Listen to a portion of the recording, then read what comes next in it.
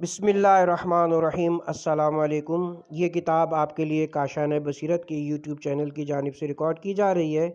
اب ہم کتاب رول حیات کا پارٹ نمبر 7 پڑھیں گے۔ فائدہ رابعہ، خاتم الانبیاء۔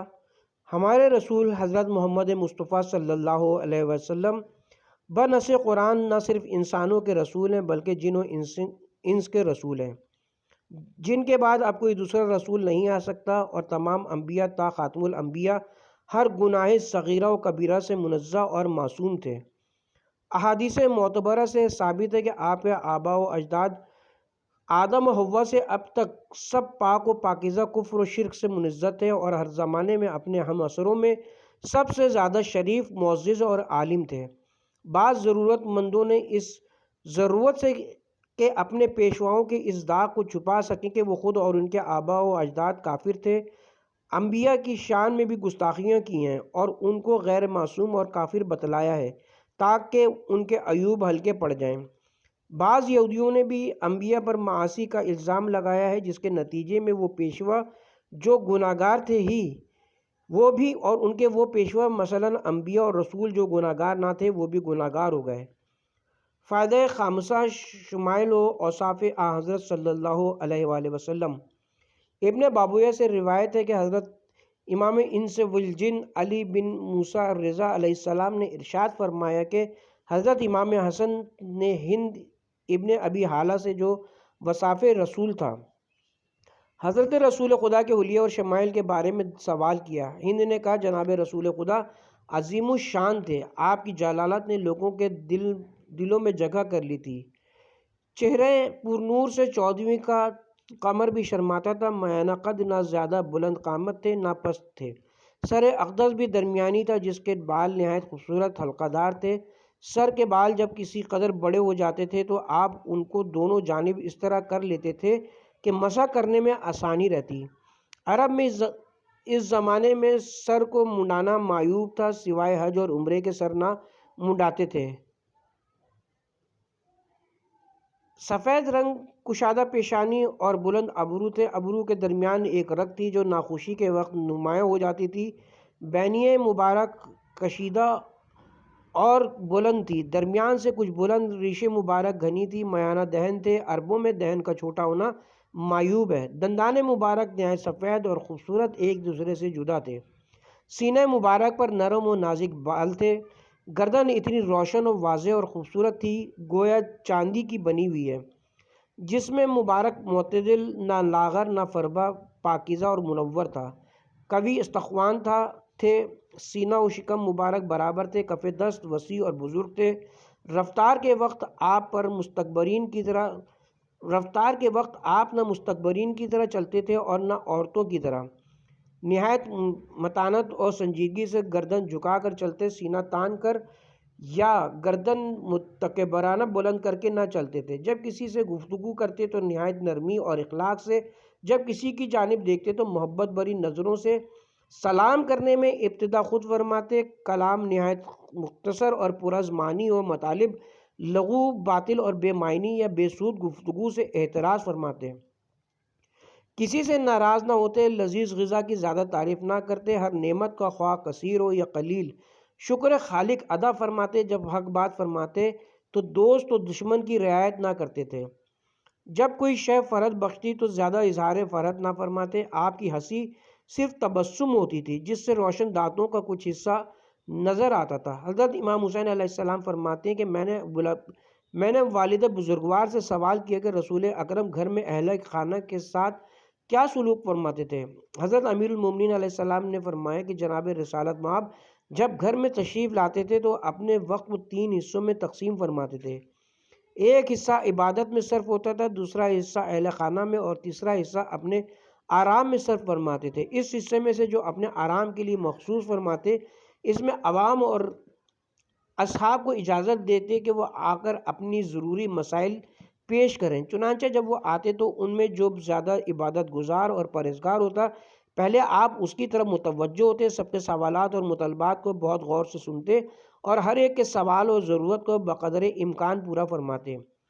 جو کچھ مسائل دینی ان کو سناتے، ان سے یہ بھی فرماتے کہ یہ باتیں وہ ان لوگوں کو بھی سنائیں جو اس وقت یہاں موجود نہیں ہیں، اور اگر کوئی معذور و مجبور مجھ تک نہ آ سکے اور اپنی ضرورت ظاہر نہ کر سکے، وہ کسی دوسرے کے ذریعے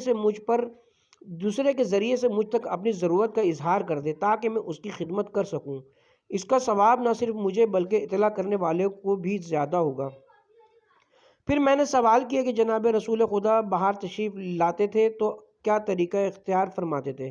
جناب امیر المومنین علیہ السلام نے ارشاد فرمایا، آپ جب باہر تشریف لاتے تھے تو زیادہ کلام نہ فرماتے تھے، مگر وہ پیغامات جو ان کے واسطے مفید اور نافع ہوتے تھے، ہر ایک کو آپس میں الفت و محبت کی تلقین فرماتے، دیگر اقوام کے بزرگ جو آتے تھے ان کی بہت زیادہ عزت فرماتے تھے، ہر ایک کو اچھے اعمال بجا لانے پر ثواب کی خوشخبری دیتے اور خوشنودی مالک حقیقی کا امیدوار بناتے، نیکیوں کی طرف رغبت دلاتے، نیک کردار اور پرہیزگاروں کی مدح و ثنا فرمایا کر ان کی ہمت افزائی فرماتے، جس کو مسلمانوں کا ہمدرد اور خیر خواہ دیکھتے اس کی بہت عزت فرماتے، اور جو مومنین کی مدد کرتا اس کا مرتبہ آپ کی نظر میں عظیم ہوتا تھا، ہر ایک کو عذاب الہی سے ڈراتے، اگر کسی کو معاصی اور برائی میں دیکھتے یا سنتے تو متاسف ہوتے اور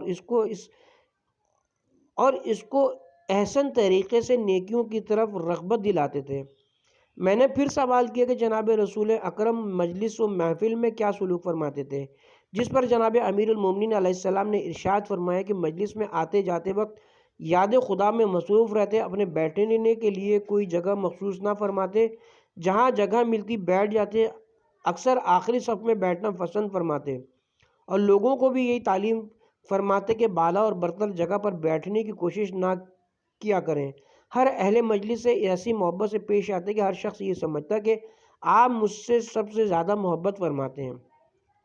جو شخص آپ سے کوئی سوال کرتا وہ مایوس واپس نہ جاتا۔ آپ کا اخلاص اس قدر بلند تھا کہ ہر شخص اپنا یا غیر آپ کا گرویدہ ہو جاتا تھا۔ آپ ہر شخص پر اس قدر مہربان تھے جس طرح ایک شفیق باپ اپنے فرزند پر مہربان ہوتا ہے۔ آپ کی مجلس حلم و حیا، راستی، دیانت و امانت کی مجلس ہوتی تھی جس میں سکون و اطمینان ہوتا تھا، کوئی شخص کسی کی غیبت یا عیب جوئی نہ کر سکتا تھا۔ آپ کی مجلس میں باہمی موانست اور محبت اس درجہ ہوتی تھی کہ ایک دوسرے کی ضروریات کو معلوم کر کے اس کی حاجت روائی میں ایثار سے کام لیتے تھے۔ پھر حضرت امام حسین علیہ السلام نے حضرت امیر المومنین علیہ السلام سے دریافت فرمایا کہ جناب رسالت پناہ کا اہل مجلس سے کیا سلوک ہوتا تھا؟ آپ نے فرمایا، ہر ایک سے نرمی و اخلاق سے گفتگو فرماتے تھے، کسی کو رنجیدہ نہ ہونے دیتے تھے، کسی دشمن کو بھی مایوس اور کسی امیدوار کو نا امید نہ فرماتے۔ 3 چیزیں آپ کو پسند نہ تھیں، ان سے ہمیشہ پرہیز فرماتے، کسی سے مناظرہ و مجادلہ نہ فرماتے، زیادہ اور بیکار گفتگو نہ فرماتے، وہ کام جس میں کوئی فائدہ نہ ہو انجام نہ دیتے تھے۔ لوگوں کے متعلق بھی 3 چیزیں آپ نے ترک فرما دی تھیں۔ نمبر 1، کسی کی مذمت نہ فرماتے۔ نمبر 2، کسی کی عیب جوئی نہ فرماتے۔ نمبر 3، لوگوں کی لغزشوں پر ان کا زیادہ پیچھا نہ فرماتے۔ جب آپ گفتگو شروع فرماتے تو لوگ اس طرح خاموش ہو جاتے گویا مجلس میں کوئی موجود ہی نہیں۔ پوری مجلس پر سناٹا چھا جاتا، لوگ آپ کی گفتگو پر کوئی اعتراض نہ کرتے، نہایت خاموشی اور اطمینان سے بیش قیمت اور سودمند نصاح سنتے رہتے تھے۔ اگر کوئی شخص غیر مجلس میں آ جاتا اور آداب مجلس سے واقف نہ ہوتا اور اس سے کوئی بات خلاف ادب سرزد ہو جاتی تو آپ اصحاب سے فرماتے کہ اس کو درگزر کیا جائے، بلکہ اس کی کوئی حاجت ہو تو ضرور پوری کر دو۔ اثناء گفتگو آپ کبھی دخل نہ دیتے جب تک کوئی اپنی گفتگو ختم نہ کر دے۔ میں نے پھر عرض کیا کہ آپ کے سکوت اور خاموشی کا کیا حال تھا؟ حضرت امیر المومنین علیہ السلام نے ارشاد فرمایا، آپ کا سکوت 4 قسم کا تھا۔ نمبر 1، علم کی وجہ سے، جبکہ دوسرا شخص کوئی غلط بات کہتا جس کو سن کر ناراضگی کا اظہار کرنے کے بجائے آپ پر تحمل و بربادی کے آثار نمایاں ہو جاتے، یا برسبیل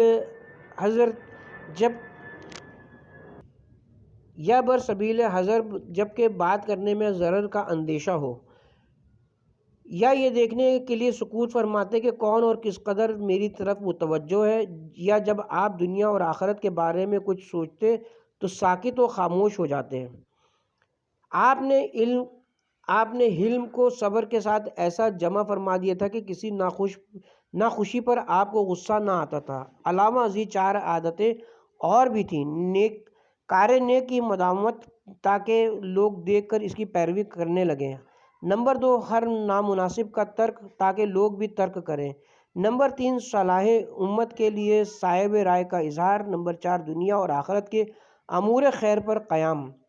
محمد یعقوب کلینی نے حضرت امام محمد باقر علیہ السلام سے روایت کی ہے کہ جناب رسول خدا صلی اللہ علیہ وآلہ وسلم میں 3 صفات ایسی تھیں جو کسی دوسرے میں نہ تھیں۔ نمبر 1، آپ کا سایہ نہ تھا۔ نمبر 2، جس راہ سے گزرتے تھے اس قدر معطر ہو جاتی کہ 3 روز تک یہ معلوم ہو جاتا کہ اس طرف سے آپ گزرے ہیں، اور جس پتھر یا درخت کی طرف سے آپ گزرتے تھے تو وہ آپ کو سجدہ کرتا تھا۔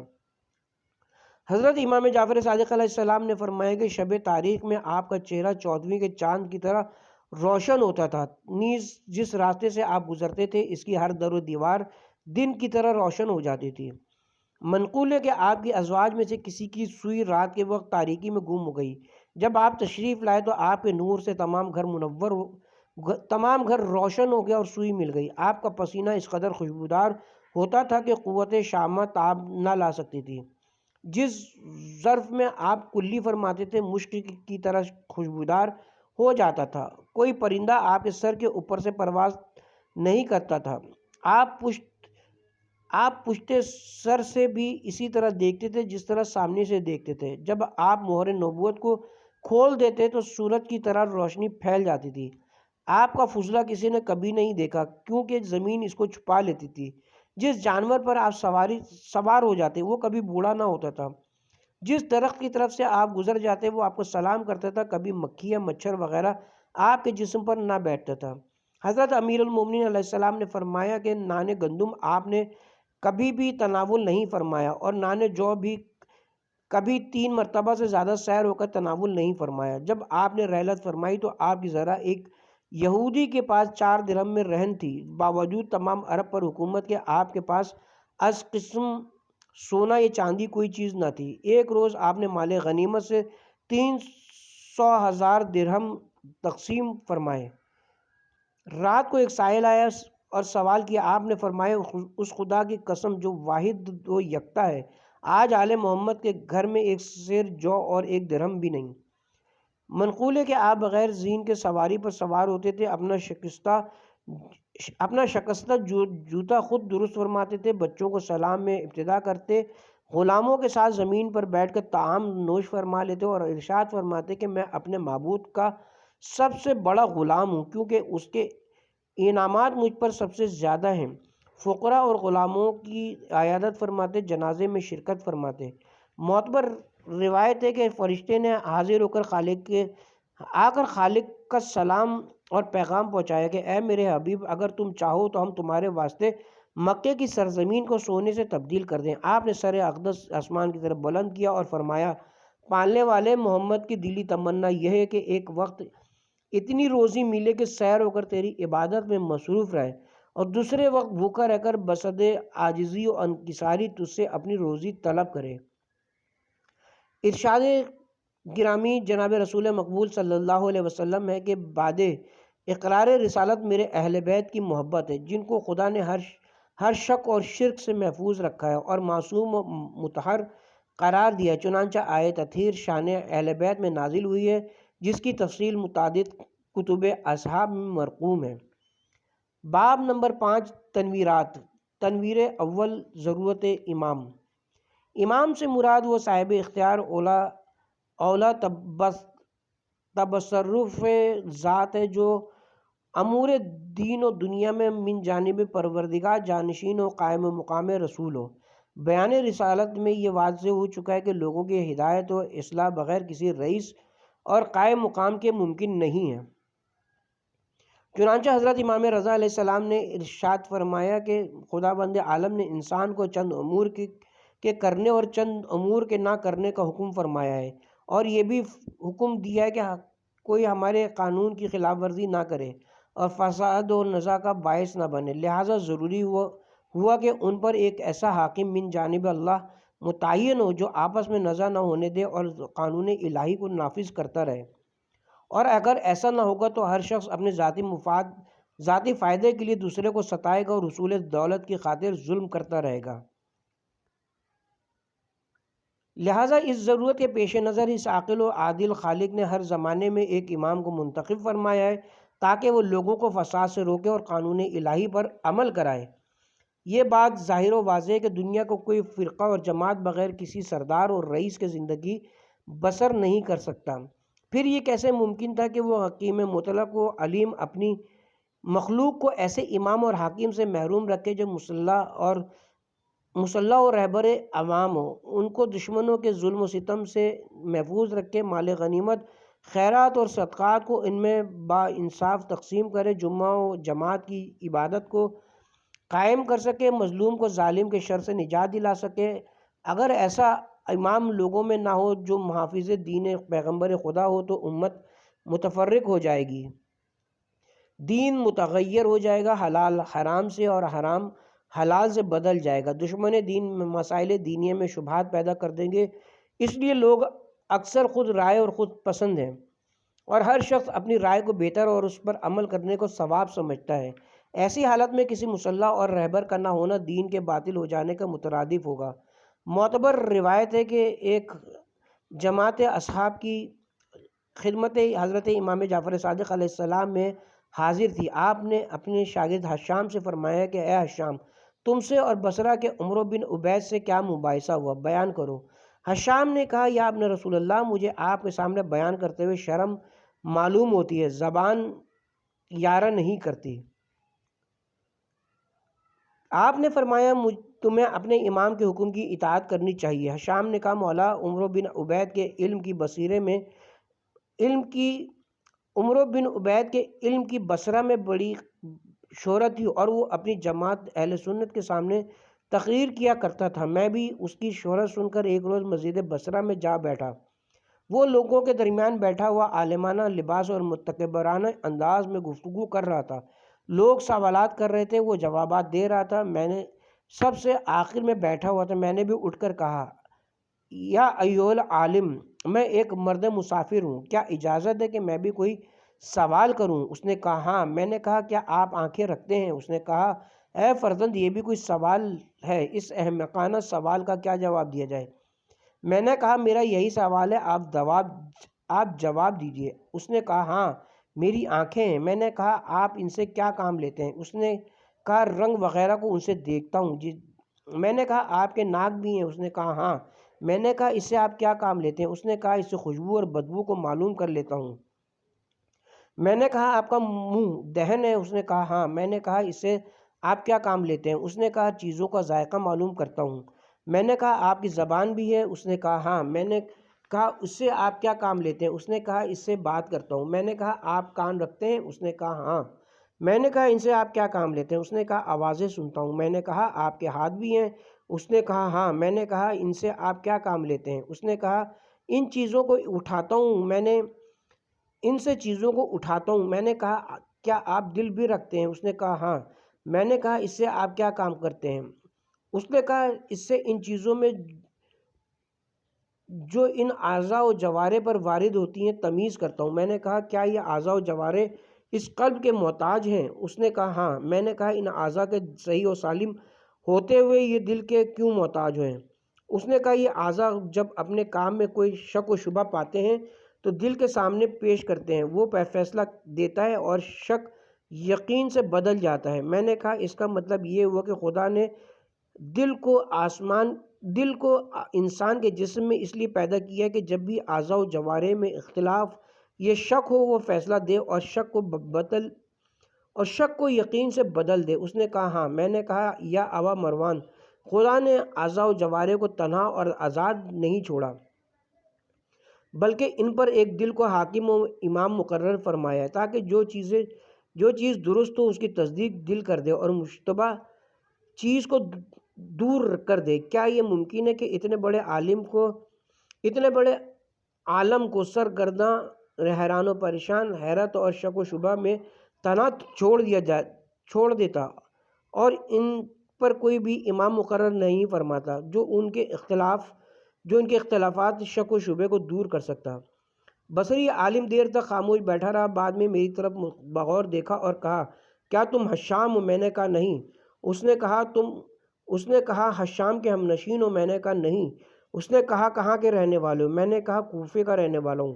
یہ سن کر اس نے کہا پھر بے شک تم حشامی ہو، اور کھڑے ہو کر مجھ سے بغلگیر ہوا اور اپنی جگہ پر بیٹھایا، اور میرے سامنے پھر اس نے مذہب حق کے بارے میں گستاخی نہیں کی۔ حضرت امام جعفر صادق علیہ السلام نے تبسم فرمایا اور فرمایا، اے حشام یہ باتیں تم نے کس سے سنی ہیں؟ حشام نے کہا مولا بس یوں ہی قدرت نے میری زبان سے کہلوا دیا۔ امام نے فرمایا کہ اے حشام جس کا تجھ پر الہام ہوا ہے یہ باتیں صحیفے ابراہیم اور موسیٰ میں مندرج ہیں۔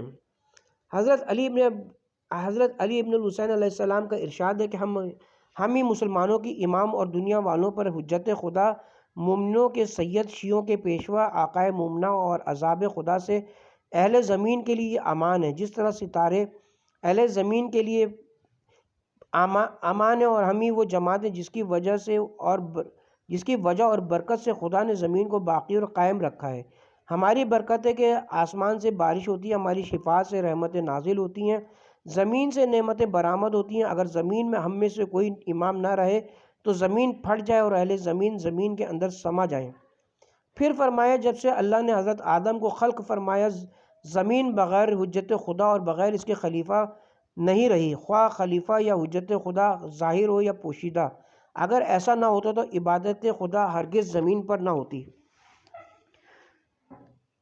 راوی کا بیان ہے کہ میں نے سوال کیا، یا ابن رسول اللہ اگر حجت یا امام غائب ہو تو اس کا کیا فائدہ ہے؟ آپ نے فرمایا ویسے ہی فائدہ ہے جیسا آفتاب سے اہل دنیا کو فائدہ پہنچتا ہے جبکہ وہ بادلوں میں پوشیدہ ہو۔ جعفر جفعی سے روایت ہے کہ میں نے حضرت امام محمد باقر علیہ السلام سے سوال کیا کہ لوگوں کو پیغمبر یا امام کی کیا ضرورت ہے؟ آپ نے فرمایا اس لیے کہ دنیا اپنی اصلاحی حالت پر قائم رہے اور خدا عذاب کو اہل زمین سے پیغمبر یا امام کی وجہ سے دفع کرتا ہے۔ چنانچہ اللہ تعالیٰ نے خود فرمایا ہے کہ اے میرے حبیب جب تک تم زمین پر ہو ان میں موجود ہو، اس وقت خدا اہل زمین پر عذاب نازل نہیں کرے گا۔ اور جناب رسول خدا صلی اللہ علیہ وسلم نے ارشاد فرمایا کہ ستارے اہل آسمان کے لیے امان ہے اور میرے اہل بیت زمین والوں کے لیے امان ہے۔ اگر ستارے آسمان سے برطرف ہو جائیں تو آسمان نہ رہے گا، اور اگر میرے اہل بیت زمین پر نہ رہیں تو زمین نہ رہے گی۔ اہل بیت سے مراد وہ گروہ ہے جس کو خدا نے فرمایا کہ اے ایمان والو اطاعت کرو اللہ کی اور اس کے رسول کی اور اولو الامر کی۔ اور اولو الامر وہ ہیں جو ہر گناہ سے پاک اور معصوم ہے، خدا کے منتخب کردہ ہیں۔ خدا ان کی برکت سے بندوں کو روزی عطا فرماتا ہے، ان کی برکت سے خدا کے شہر آباد ہیں۔ آسمان سے بارش ہوتی ہے، زمین سے درخت اگتے ہیں، ان کی وجہ سے گناہ گاروں پر فوراً عذاب نازل نہیں ہوتا۔ وہ قرآن سے جدا نہیں ہوتے، قرآن ان سے جدا نہیں ہوتا۔ حضرت امام جعفر صادق علیہ السلام نے ارشاد فرمایا کہ اگر زمین پر صرف 2 نفر رہ جائیں تو ایک ان میں امام ہوگا۔ نیز آپ نے فرمایا کہ حضرت جبرائیل نے جناب رسول خدا صلی اللہ علیہ وسلم کی خدمت میں حاضر ہو کر کہا کہ فرمایا اللہ نے میں زمین کو ہرگز خالی نہ چھوڑوں گا مگر یہ کہ اس میں عالم اور امام ہو جو میری اطاعت اور فرمانبرداری کا طریقہ لوگوں کو سکھائے، اور 2 پیغمبروں کے درمیان کا خالی فاصلہ اور 2 پیغمبروں کے درمیان کا فاصلہ خالی از ہدایت نہ رہنے دوں گا، اور یہ ہرگز نہیں ہونے دوں گا کہ شیطان کو بالکل آزاد چھوڑ دوں کہ وہ لوگوں کو بہکاتا پھرے، اور اس کے مقابلے میں زمین پر میرا ہادی بندوں کی ہدایت کے لیے موجود نہ ہو کہ وہ حاضر یا غائب ہو کر میرے بندوں کی رہبری کرے۔ نیز آپ نے ارشاد فرمایا کہ ہرگز زمین خالی نہیں رہ سکتی ایسے شخص سے جو دین میں زیادتی کرنے والوں اور کمی کرنے والوں اور کتاب پر تحریف کرنے والوں کو نہ روکے۔ علاوہ ازیں عقل سلیم کا تقاضا ہے کہ اہل عالم کو توحید پر قائم رکھنا اور راہ مستقیم کے دکھانے کے لیے ایک رہبر، رہنما اور امام کی بہرحال ضرورت ہے، اور امام کے لیے ضروری ہے کہ وہ منصوص من اللہ ہو۔ عقل سلیم بالیقین جانتی ہے کہ جس خدا نے دین کے معمولی مسائل تک کو بیان کرنا ضروری سمجھا ہو، یعنی آداب آداب بیت الخلاء، آداب جمع اور کھانے پینے، اٹھنے بیٹھنے وغیرہ کے طریقے تعلیم فرمائے ہوں اور لوگوں کی عقل پر نہ چھوڑا ہو، وہ اتنی بڑی ذمہ داری کیسے مقام امامت جیسی چیز جس پر بقائے دین اور نجات امت موقوف ہو، اس کو لوگوں کی ناقص عقل پر کیسے چھوڑ سکتا ہے؟ علاوہ یہ تمام پیغمبران ما سبق نے اپنا وسیع مقرر کیا، یہ کیسے ممکن تھا کہ پیغمبر آخر الزمان جو تمام پیغمبروں کا سردار ہو وہ اپنا وسیع مقرر نہ فرمائے؟ حالانکہ آپ اپنی امت پر تمام انبیاء سے زیادہ شفیق تھے، دیگر پیغمبروں کو اپنے بعد دوسرے پیغمبر کے مبعوث ہونے کا یقین تھا۔ اگر وہ وسیع مقرر نہ کرتے تو اتنا نقصان نہ ہوتا جتنا پیغمبر آخر الزمان کو، کیونکہ آپ کو معلوم تھا کہ آپ کے بعد اب کوئی پیغمبر قیامت تک آنے والا نہیں ہے، اور حضرت کی نظر میں تو وسیع کا مقرر ہونا اس قدر ضروری تھا کہ آپ اپنی غیبت صغریٰ میں بھی کسی جنگ کے لیے تشریف لے جاتے، اپنا جانشین اور قائم مقرر ضرور فرماتے، پھر زمانہ غیبت کبریٰ اور عالم بقا کی طرف رحلت کرتے وقت کیسے ممکن تھا کہ آپ اپنا وصیت نہ چھوڑ جاتے؟ آپ نے اپنی امت کو تاکیداً وقت رحلت وصیت کا حکم فرمایا ہے، تو پھر یہ کیسے ممکن تھا کہ آپ اپنی رحلت کے وقت وصیت نہ فرماتے؟ وصی اور امام کے لیے عصمت کی شرط ہے، اور وہ یہ کہ کون معصوم ہے سوائے اس عالم الغیب خدا کے اور کوئی نہیں جان سکتا، لہٰذا ضروری ہے کہ امام کا تقرر من جانب اللہ ہو۔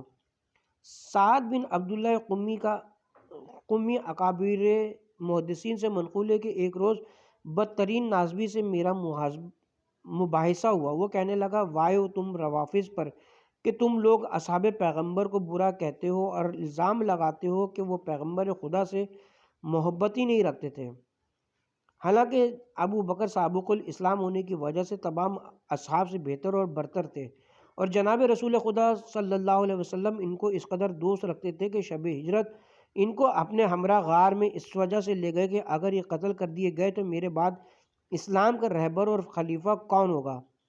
اسلام کی بقا خطرے میں پڑ جائے گی، اور حضرت علی علیہ السلام کو اپنے بستر پر اس لیے لٹا گئے کہ اگر یہ قتل ہو گئے تو اسلام کو کوئی خاص خطرہ یا نقصان نہ ہو سکے گا۔ ابو بکر سب سے پہلے باخوشی اسلام لائے، بتلاؤ ان کا اسلام لانا برغبت تھا یا با اکراہ؟ میں نے سوچا اگر کہتا ہوں کہ یہ برغبت تھا تو وہ کہے گا کہ پھر نفاق کہاں سے آیا، اور اگر کہتا ہوں کہ با اکراہ تھا تو اس وقت اسلام میں اتنی قوت کہاں تھی کہ کسی کو زبردستی مسلمان بنا سکے؟ میں سخت پریشان ہوا اور اس سے جواب کے لیے کچھ مہلت چاہی۔ چند ضروری سوالات کے ساتھ میں نے اس کے اس سوال کو بھی لکھا اور سامرا حضرت امام حسن عسکری علیہ السلام کی خدمت میں پہنچا۔ میرے ہمراہ احمد بن اسحاق امام کا وکیل بھی تھا، جو اپنے ہمراہ شیعوں کی طرف سے 160 تھیلیاں دینار و درہم کی لایا تھا۔ ہم دونوں خدمت امام علیہ السلام میں پہنچے، غلامانہ آداب بجا لائے، آقا نے جواب سلام دیا اور بیٹھ جانے کا اشارہ فرمایا۔ امام علیہ السلام کے نورانی چہرہ مبارک سے تمام مکان منور تھا۔